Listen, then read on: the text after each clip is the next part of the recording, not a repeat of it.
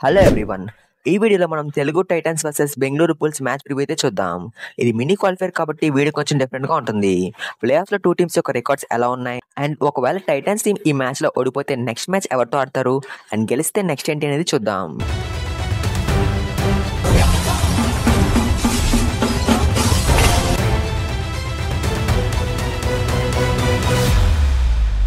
ముందుగా head to head record చూసుకుంటే 2 teams కి మధ్య ఇప్పటి వరకు 26 మ్యాచెస్ జరిగాయి.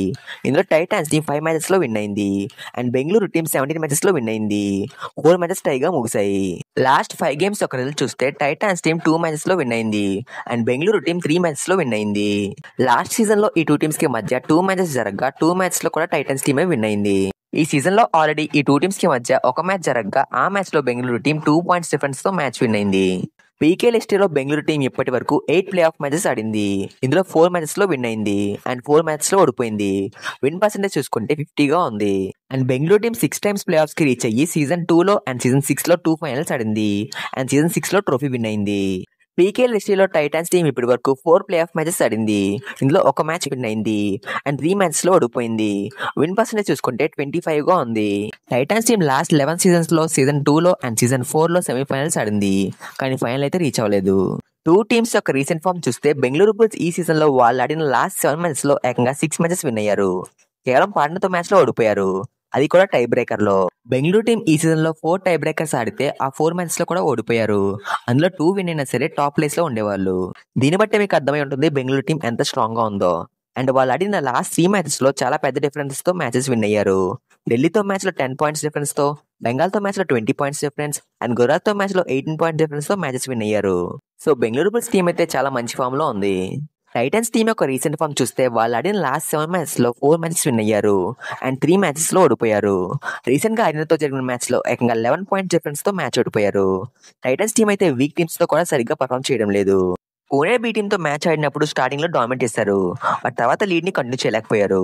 పాయింట్స్ టేబుల్ లో లాస్ట్ ప్లేస్ లో ఉన్న బెంగాల్ వారియర్స్ తో కూడా టై బ్రేకర్ లో ఓడిపోయారు. టైటన్స్ టీం రేటింగ్ లో థర్డ్ రేటెడ్ సరైన ప్లేయర్ లేకపోవడం టైటన్స్ టీం కి పెద్ద ప్రాబ్లం గా మారింది.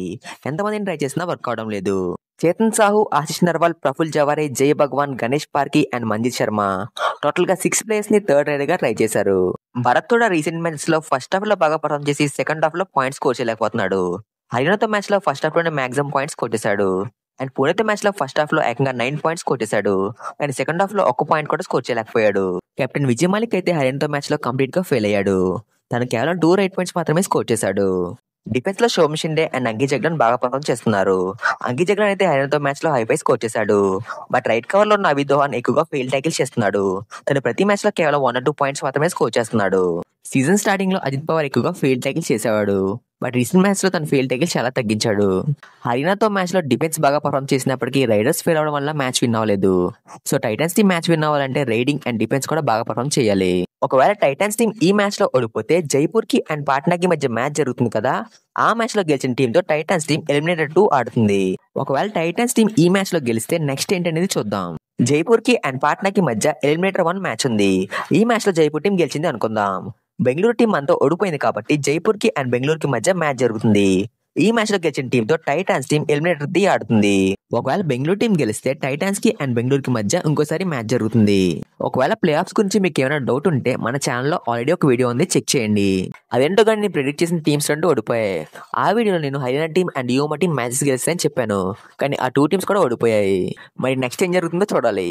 మరి ఈ మ్యాచ్ లో ఏ టీం గెలుస్తుంది అనుకుంటున్నారో కామెంట్ చేయండి. కుమార్ వర్మ యూట్యూబ్ ప్రతి యోధుడికి సబ్స్క్రైబ్ చేసుకునే అవకాశం ఇస్తుంది. సబ్స్క్రైబ్ చేసి గంటని కొట్టు.